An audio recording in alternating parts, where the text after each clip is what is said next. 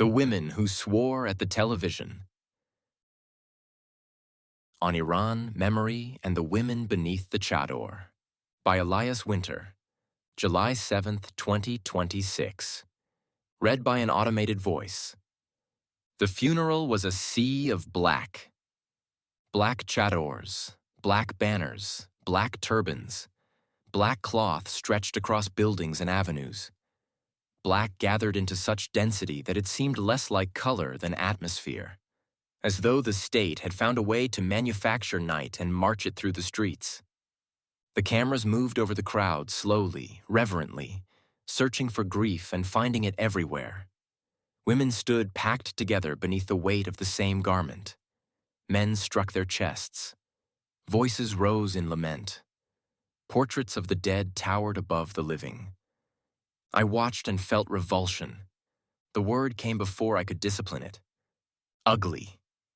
The faces looked ugly. The music sounded ugly. The whole spectacle seemed to belong to a civilization that had forgotten color, forgotten pleasure, forgotten the human face except as an instrument of mourning.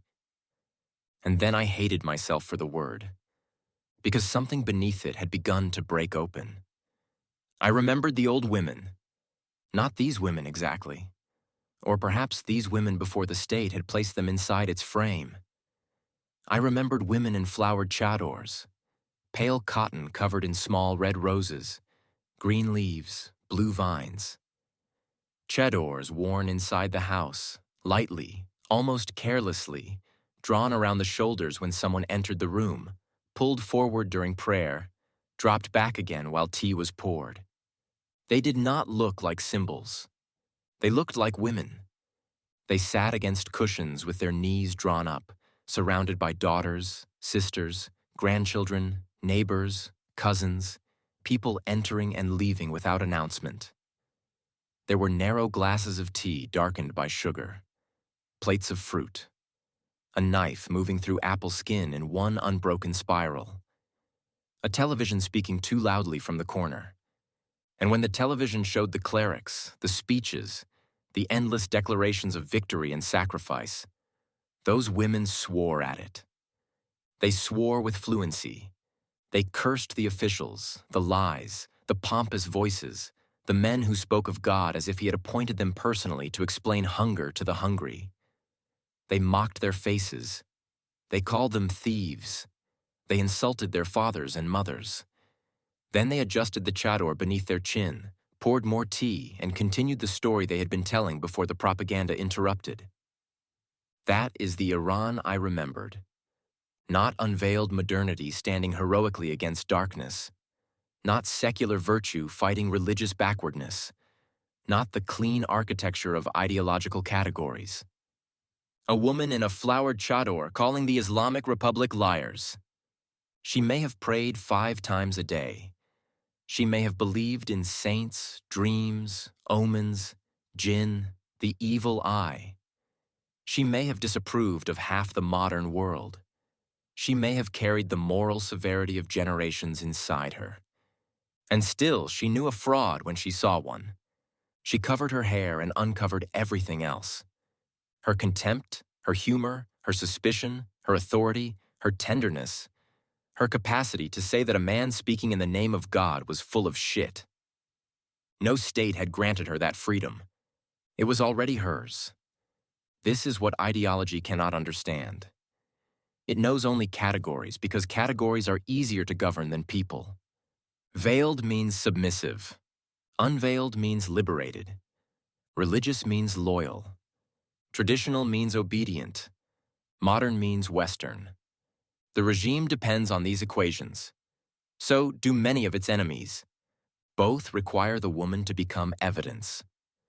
The Shah wanted her unveiled so that the nation could prove it had entered modernity. The Islamic Republic wanted her veiled so that the nation could prove it had returned to virtue. One exposed her hair for the photograph. The other covered it for the procession. Neither asked who she was. Neither understood that she could pray and rebel, obey and mock, submit in one register and remain sovereign in another. Neither understood that contradiction was not confusion. It was life. The grandmother in the flowered chador had no need to resolve herself into a political thesis. She was devout and vulgar, tender and severe, superstitious and shrewd, bound by custom and capable of seeing straight through power. She did not experience these traits as contradictions because no doctrine had yet forced her to explain herself to history. She simply lived. The Islamic Republic's great cultural theft was not that it invented the chador. It did something more cunning. It seized an inherited form and claimed ownership of its meaning. It took the chador from the house and placed it on the state. It took mourning from the family and placed it in the street. It took the grief of mothers and used it to sanctify war. It took the dignity of modesty and converted it into compliance. It took the moral authority of old women and placed their silhouette behind men with microphones. It took the garment and turned it into a uniform. The difference is not fabric. The difference is possession. The old woman wore the chador. The regime wants the chador to wear the woman. In the house, the garment moved with her. It slipped from one shoulder. She gathered it with one hand while reaching for tea with the other. A child crawled beneath it. A corner of it became a handkerchief, a blanket, a curtain, a private little tent between grandmother and grandchild. The cloth was not sacred because the state declared it sacred. It was sacred because life had passed through it. It smelled of soap, rosewater, kitchen smoke, prayer, age. It belonged to a body with a name. In the state ceremony, the body disappears. The woman becomes black shape. The black shape becomes crowd. The crowd becomes proof. The proof becomes propaganda. The camera does not ask who she loved, what she feared, which cleric she despised, what joke she told at weddings, what lies she refused to believe. It needs only the silhouette. That is why the sea of black unsettled me. I was not only seeing women, I was seeing the state's fantasy of women. Interchangeable, grieving, pious, politically legible. I was seeing the private civilization of the household stripped of its flowers and conscripted into mourning. And I almost believed the image. I almost let the regime teach me how to look at them. I called them ugly. That was its victory. Because power does not succeed only when it makes people obey. It also succeeds when it teaches the exile to despise what power has stolen. The regime confiscates the grandmother's garment, parades it before the cameras, and waits for us to recoil from her. It turns inheritance into embarrassment. It makes resistance feel like betrayal. It takes what belonged to the women and makes it resemble the men who rule them.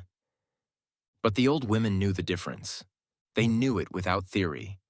They watched the television and cursed. The television was always there. It spoke in the background through dinners, visits, funerals, afternoon naps. It announced victories no one had seen, enemies no one had met, plots so vast they explained everything and nothing. It narrated scarcity as sacrifice and failure as resistance. It offered martyrs in place of futures. The state entered every home. But it did not become every home. The television declared. The grandmother interpreted. That distinction was the last frontier. They owned the broadcast. She owned the room. And the room was not small.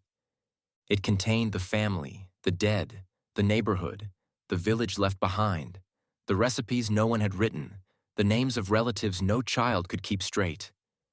It contained marriages, betrayals, illnesses, prayers, gossip, warnings, curses. It contained stories. Before I remembered their plots, I remembered the sound of them beginning. Yeki bud, yeki nabud. There was one, there was no one. Apart from God, there was no one. The opening itself was a gate. The room changed when the words were spoken. The old woman became older than herself. The child became quiet. A wolf came to the door. A pumpkin rolled down a road. A clever girl escaped a div. A mouse married a cockroach. A patient stone absorbed a woman's grief until it shattered. These stories were not clean. They did not teach obedience in the simple way authority prefers. They were full of deception. The wolf disguised its voice. The older brothers betrayed the youngest. The powerful were often fools. The weak survived through cunning. Old women negotiated with animals. Girls crossed thresholds men had warned them not to cross. Monsters were real, but so was wit. The state gave us slogans. The women gave us plots. A slogan closes the world. A story opens it. A slogan tells you who is innocent and who is guilty. A story makes you wait. A slogan announces that history has already been understood. A story says the wolf may return with a different voice. This was the rival sovereignty of the grandmother. She did not need an office, an army, a newspaper, a pulpit. She shaped the moral imagination of the room. She taught children that danger could lie, that authority could be foolish, that kindness might be rewarded, that grief required witness, that survival often belonged to the one who could recognize disguise. The state spoke of enemies. She told us how enemies behaved. The state spoke of sacrifice. She told us what was lost. The state spoke of virtue. She told us which person in the family had actually shown it. Perhaps that is why authoritarian systems fear ungoverned memory. They can tolerate folklore as decoration. They cannot tolerate it as method. A living story refuses the state's monopoly over meaning. It carries too many voices. It remembers that the oppressor often calls himself father. It remembers that the beast may arrive sounding like the mother. It remembers that the smallest child may be the only one who sees through the door.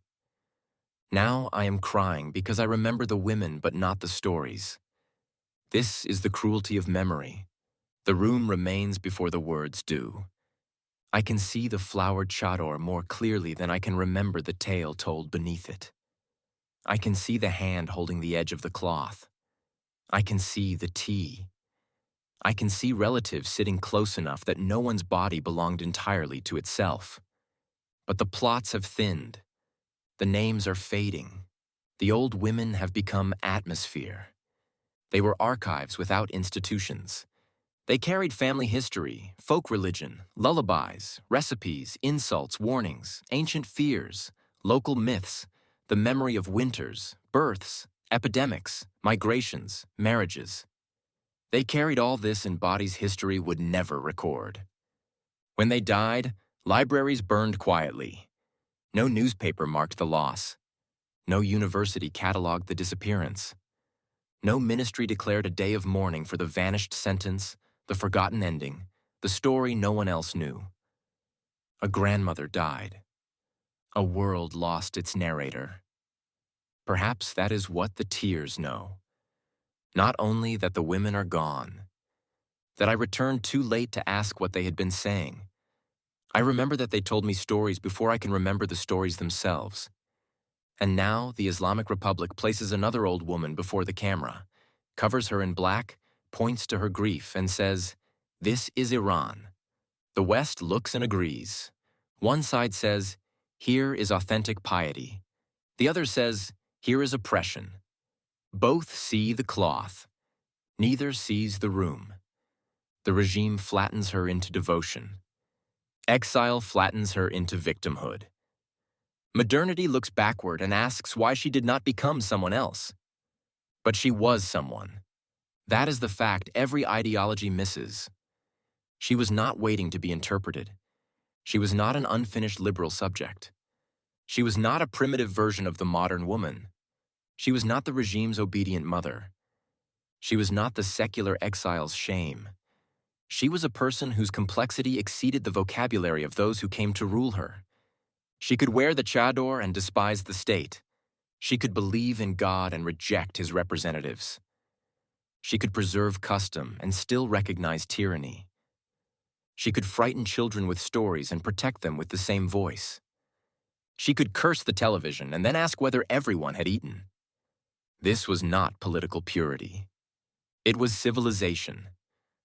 The civilization did not survive only in books, monuments, dissidents, poets, intellectuals, revolutionaries, or exiles. It survived in women whose names history will never know. Women in flowered chadors. Women who cut fruit. Women who remembered the dead. Women who slept lightly. Women who knew which neighbor had suffered and which official was lying. Women who carried stories from one generation into another without ever calling themselves storytellers. Women who swore at the television. There is an old story of Nane Sarma, Grandmother Winter. She waits each year for Amu Novruz. She cleans the house, she prepares food, she dresses carefully. She waits for spring to arrive in the form of an old man she has missed for centuries. But before he comes, she falls asleep. He arrives and finds her sleeping. He does not wake her. He leaves a flower behind and goes. Each year they almost meet. Each year one arrives too late. Perhaps exile is this: a house prepared for return, an old woman waiting. A traveler arriving after sleep has already taken her. The stories are no longer being told. The room is colder. The television still speaks. But somewhere in memory there is a flowered cloth. That is what remains. Not the black of the funeral, not the banners, not the portraits, not the men declaring what Iran is. A flower. Proof that someone came. Proof that someone waited. Proof that beneath the uniform, beneath the mourning, beneath the history written by men, there was once a woman who belonged entirely to herself. And when the state appeared on the television and claimed to speak for God, she pulled the flowers closer around her shoulders and told it exactly what she thought. Elias Winter, author of Language Matters, a space for reflection on language, power, and decline. Thanks for reading Language Matters. Subscribe for free to receive new posts and support my work.